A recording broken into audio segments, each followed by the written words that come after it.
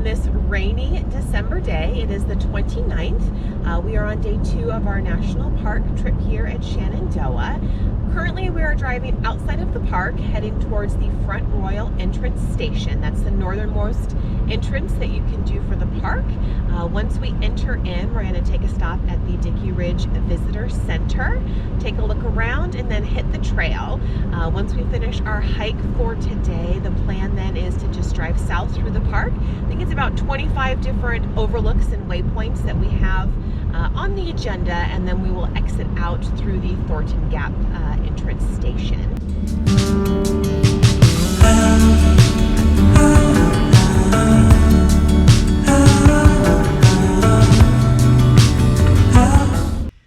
We just entered the park. We're at our first overlook, the Shenandoah Valley Overlook. There's a nice map here that kind of shows the entire park. So we just came through the Front Royal station. We're at this overlook here, and then our journey today is going to take us all the way down to the Thornton Gap entrance station.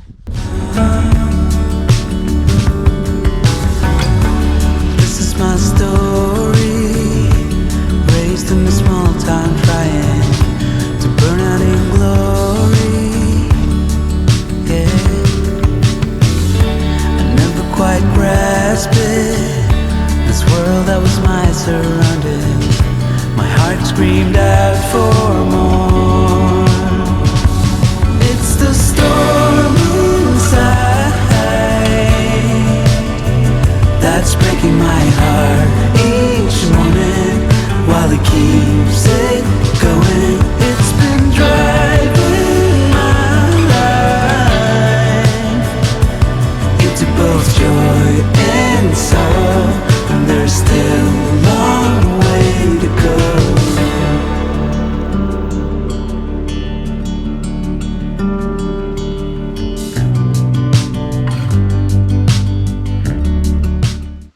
Closed for the season.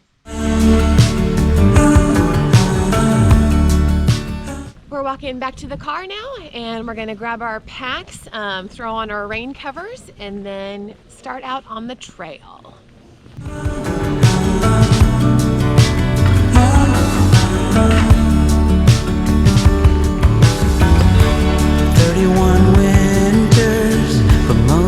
It feels like nothing. I guess I'm the same somehow. Sure I've made progress, still I feel this hunger, like the journey just begun. All right, we are almost set to go. It's raining, so we're getting all geared up for the rain. At the visitor center by the flagpole is the start of our hike. That's where you can find the trailhead. We will end up doing the Fox Hollow Trail today. The entire loop is the Dickey Ridge Trail, and that's the one that'll connect down to the Sneed Farm Loop Trail that we'll be doing a little bit later this morning once we finish this. The connector between the two ends up being about 1.2 miles total round trip for that section. So just because of the weather, I think we're going to maybe break them up so we can have a chance to warm up in between today. So heading to the Fox Hollow Trail. It's the storm inside that's breaking my heart each morning while it keeps. So we're here right now. We're going to do the Fox Hollow. Around here there's a cemetery, and then we're going to drive down to here and do the Snead Farm Loop. So we're going to eliminate this part here. It's about 1.2 out and back for that, and just do 2 loops instead of one giant loop. It's been driving my life into both joy and sorrow, and there's still a long way to go.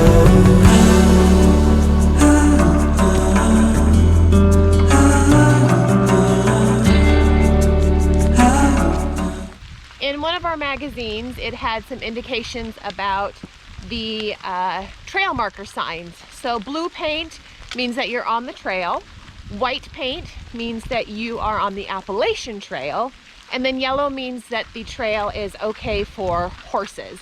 So the trail that we are currently on is marked blue. It is just a normal, everyday trail.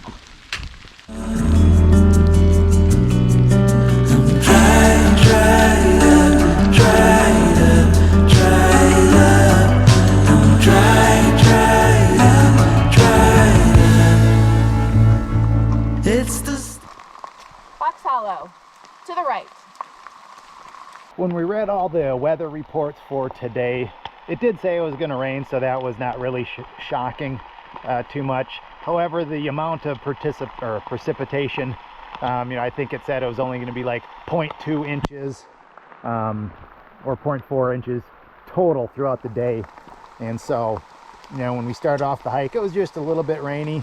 So we just have our Gore-Tex tops on. We didn't really put our bottoms on at all, but as we're continuing on the hike, the rain is coming down pretty good. So in retrospect, I wish we probably would have put on our Gore-Tex bottoms, to stay dry, but we're still all right as long as we're moving. We just have 2 short hikes, and then we have a complete change of clothes for after. So when we do the little bit portion of the Skyline Drive, we'll be dry for that.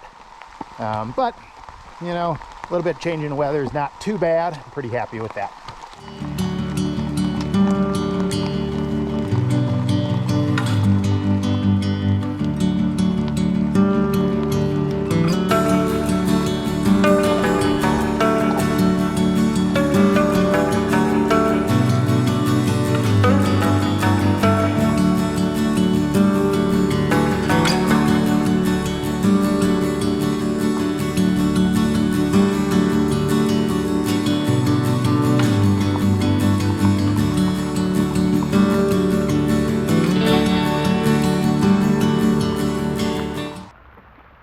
Like this might be the Fox family cemetery. Some of the gravestones that you can still read all bear the last name of Fox.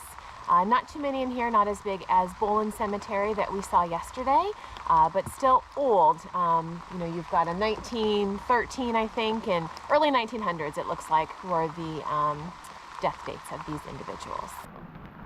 On occasion, you might hear "Eep." One of the unfortunate downsides when you fly is that we don't get to have all of our gear with us.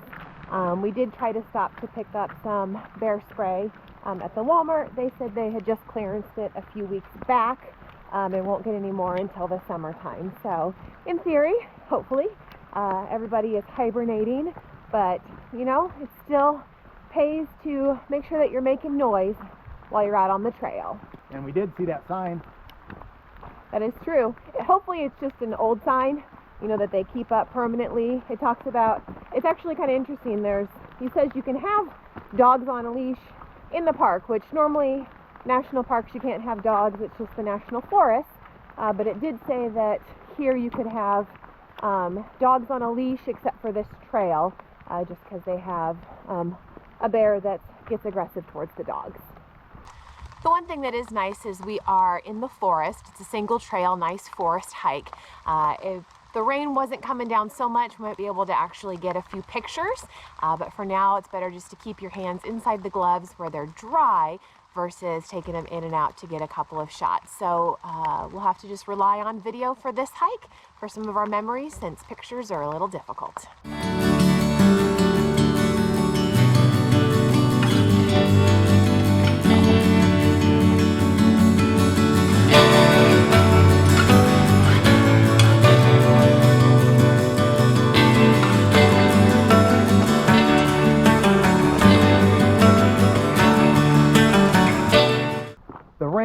Has finally stopped.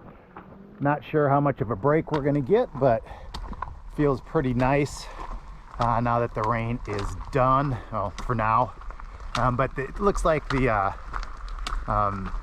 fog is coming in. Low clouds, fog, but not sure what we're going to be able to see if we get up to any like overviews or overlooks or anything like that. On our hike yesterday, we had seen some of these vines. They're very interesting. They seem to grow up a tree and then fall off at some point. So not exactly sure what they are, but it'd be interesting to try to find out. I'm not sure if it's like an invasive species or something. This one started to fall off, but if you pan up here a little bit, you can see, you know, they climb the trees. And then yesterday we saw ones that would extend between trees, almost growing vertically up. It's very interesting. So if anyone knows, let us know, but we might have to do a little bit of research on our own.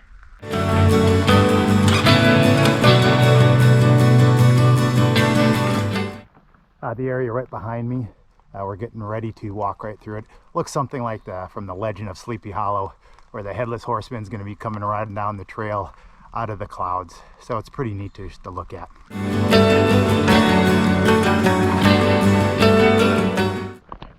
Watch this.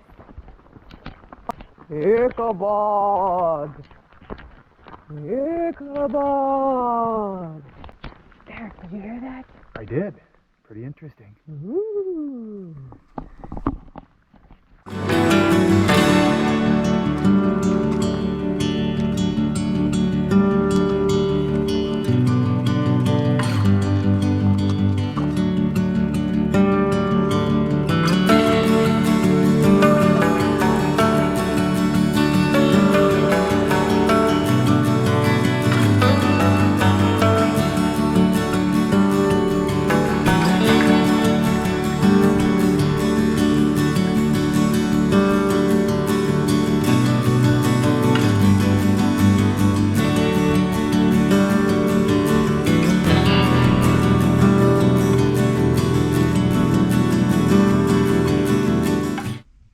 Finished up the Fox Hollow Trail hike. For us, it was about 1.5 miles, although that was our starting point over by the visitor center. So actual trail amount is probably just the 1.2 that they have on the sign. Overall, very good hike. Nice to get out into the woods.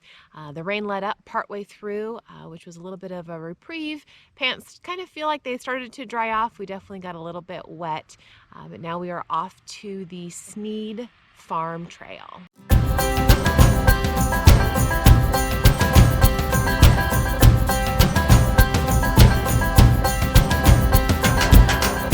We need more than hopes and wishes for us to make it. We made it to the parking area.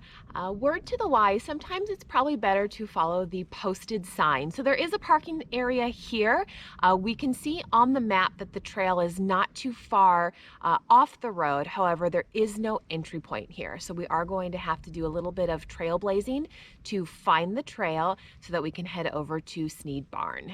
Through the night, stormy weather, weary eyes, hope to make it. Oh, we found it. So we went this far. that far. Now we will consult the map to see if we take a left or a right on the trail. Through the night, before this night is over, I will guide you home.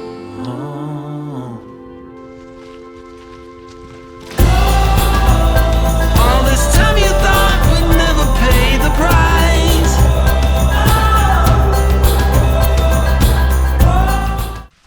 We've reached the fork in the trail, so we are headed out to Snead Farm. It says it's 0.7 miles. From what I can tell, it's just kind of an old-time farm. I'm not sure what else there really is out there, so it'll be interesting to see what the old farm or the old barn looks like. In the game of love, you have to roll the dice. Welcome to Trail Talk with Kelly. Today's segment, weather. But in all honesty, let's see. So it's not raining anymore, which is nice, but we have the fog that has come in. So it definitely feels damper and a little bit cooler outside, even without the rain than it did on our first hike. So chillier on this hike, but no rain, which is nice. The temp's probably somewhere in the mid 40s, I would say. I think when we left the house this morning, it was 41, and I don't think it's gotten much warmer since then, so I'd say estimate about mid-40s for our temp. My heart got 7 years to life.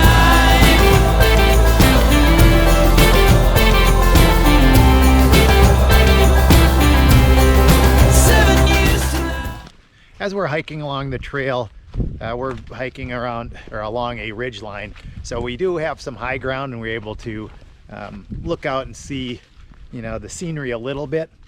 Although there's clouds and fog, this view is still pretty good.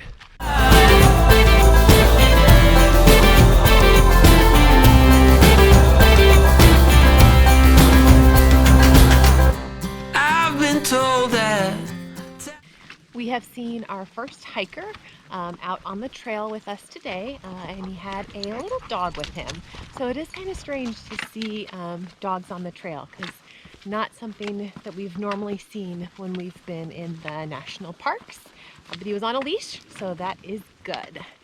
I will heal all our wounds and our sorrows too. No more clouds, no more rain. I need sun to ease my pain. Before this night is over, I will guide you home.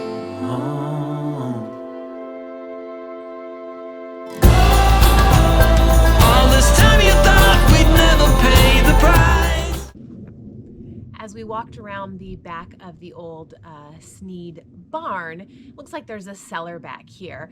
One of our first thoughts was this picture that Derek had sent one time, right around the time when the It movie started to come out. It was of the clown in a creepy kind of looking cellar like that, and the caption just read, "Free hugs."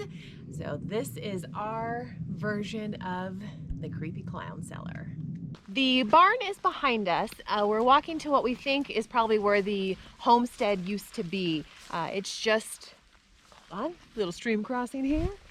It's just the brick wall now and a set of stairs, but we're guessing this is probably where the house once stood.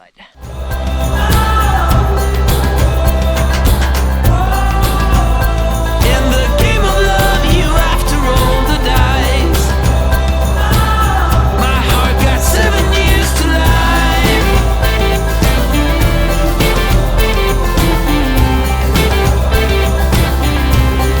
7 years to life.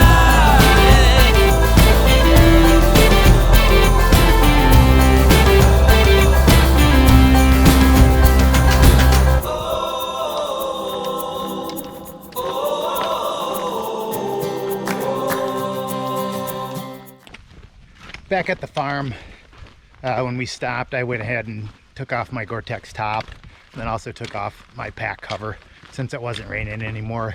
And I was starting to get a little bit warm. If it starts raining again, obviously I'll just pull it back out, put it on, and then put the pack cover on. But that was a nice little stop to take that off, to feel, you know, nice cool air again. How are you doing? Not too bad. Not too bad. That's it? That's so it. we got a not too bad. You are tripping me. Oops. Little pole, hike and pole fiasco's going on here. The part of the trail that we are on now is called the Old Sneed Farm Road. So it's obviously the road that they used to get out to the old farm.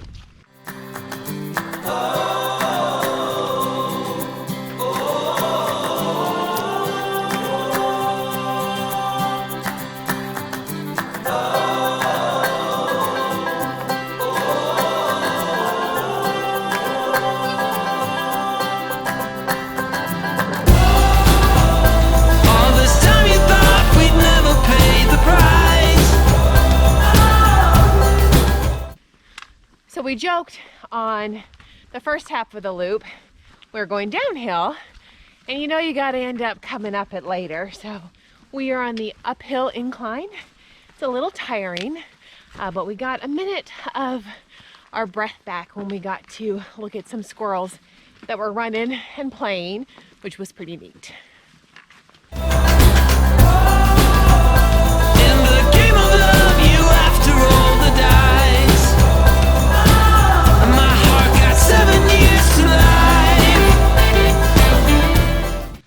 Going uphill is definitely when you start to warm up. So at the last pause that we did, I took off my jacket, my last layer from the chilly morning. Gloves are gone, jacket's gone, and now we're just hiking. We walked through a section of the trail that was almost spongy feeling. It reminded me of walking on like artificial turf, or at the school we have at the playground kind of like a rubbery type substance, so that when the kids, you know, are playing on the jungle gym and stuff, if they fall, don't quite get as hurt as wood chips and things like that. But haven't really ever experienced that on a trail before. Very interesting indeed. This is our first opening that we had on the hike, and you can really see the clouds coming on in, and it's actually coming across the trail a little bit, so it's actually pretty cool looking. We are back in our rain gear. We got a little bit of a shower on us. Of course, in true rain fashion, when you can't predict how the weather is going to be, as soon as it started raining, we stopped, put our rain gear on, and by the time that we got it all on, the rain had stopped. But we still have about a half mile left of our hike, so in the event that it starts raining again, at least we're prepared and won't be drenched by the time we get to the car.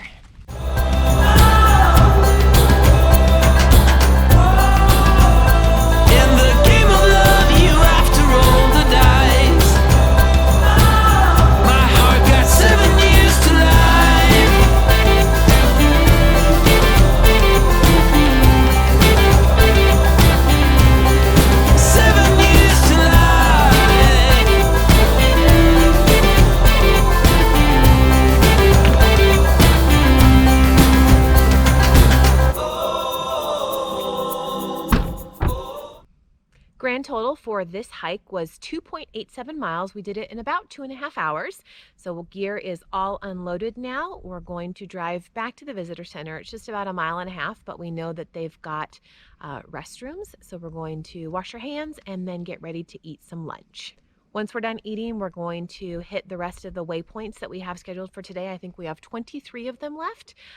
So hopefully the weather isn't too terrible and we're able to see some cool sights. Lunch is finished. Now it's time to hit the 23 overlooks that we have left for our trip today. Weather so far is not raining, or it's not raining again. We'll take a look at how visibility is to see how much we'll actually be able to see at each of these overlooks.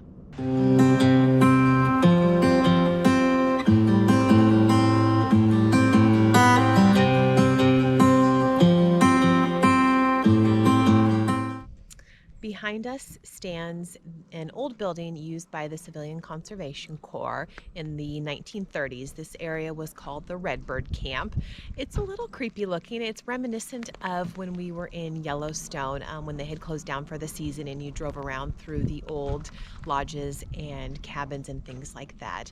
This obviously is not used currently for lodging, but definitely neat to see a piece of history still from the 1930s. When you came over, my heart was on its way out. We have made it to Pass Mountain. It's one of our last stops for today, and the clouds and fog have finally lifted. We were just driving here and then all of a sudden it was gone. And so it's not totally gone, but at least we get a good view of what some of these overlooks might have looked like if they weren't all clouded over. It's about 4:30. We have exited the park, got here around 9 this morning. So full day of activities between hiking and stopping at the different overlooks. Tomorrow we will come back in and enter the park from this same exit, the Thornton Gap entrance station, except tomorrow we will continue to head south. So overall, a very fun day. In terms of animals, we had a couple different things that we saw: the deer, the wild turkeys, squirrels on the trail, and then the last piece that we saw was actually a tick, which was a little surprising. That was seen in the visitor center restroom. They actually had heaters in there, so the bathroom was nice and warm, and there was a tick crawling on the floor. So not something that you would expect to see in the winter time, something that I've never seen. I've never seen a tick regardless. I always ask Derek when we do summer and fall hiking if we need to be on the lookout for ticks, but didn't expect to have to be on the lookout for a tick in the winter. See you on the next adventure. See ya. I wasn't sober and I was thinking out. Derek's nickname for this trip is the Collector. His hiking poles have a large collection of leaves that he's been accumulating on the trail.